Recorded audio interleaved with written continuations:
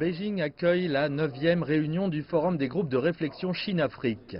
L'événement réunit des diplomates de l'Union africaine et de 8 pays africains, ainsi que des représentants d'institutions universitaires et de groupes de réflexion de Chine et d'Afrique.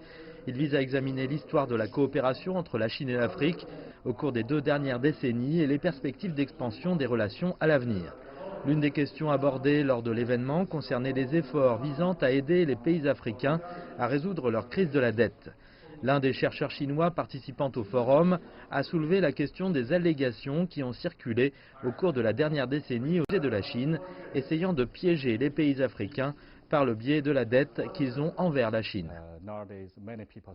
La dette africaine est formée de 3 parties, la privée, bilatérale et la plus petite partie. Il y a un malentendu qui dit que la Chine a accordé beaucoup de prêts à l'Afrique. La part de la dette africaine de la Chine, principalement bilatérale, n'est que de 20%. Il a dit qu'il n'y a aucune preuve que la Chine poursuive de tels objectifs en Afrique.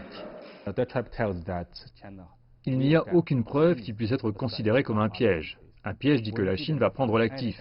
Mais si vous regardez les cas et les accords, il n'y a pas de terme disant que la Chine prendra les ports ou les actifs.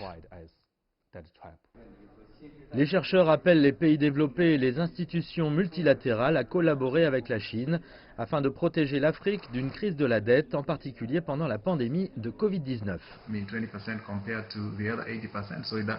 20% par rapport aux autres 80%, ce qui signifie que les bulles de la dette de l'Afrique se trouvent en dehors de la Chine.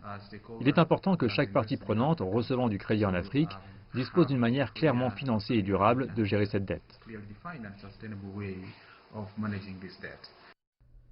Cette année marque le 20e anniversaire de la fondation du Forum de coopération Chine-Afrique, ou FOCAC.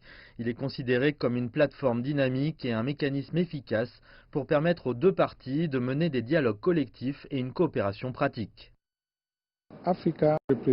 Il faut savoir que les Africains représentent 1,2 milliard de bouches à nourrir. Ce sont des termes commerciaux très importants. Certains pays, régions ou blocs craignent que la Chine ne prenne tout. Mais ce n'est pas le message que la Chine et l'Afrique envoient au monde. Nous disons que tout le monde est le bienvenu.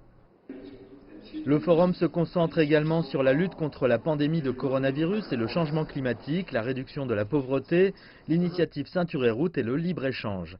Les organisateurs disent qu'ils visent à fournir un soutien intellectuel à la construction d'une communauté Chine-Afrique plus proche avec un avenir commun.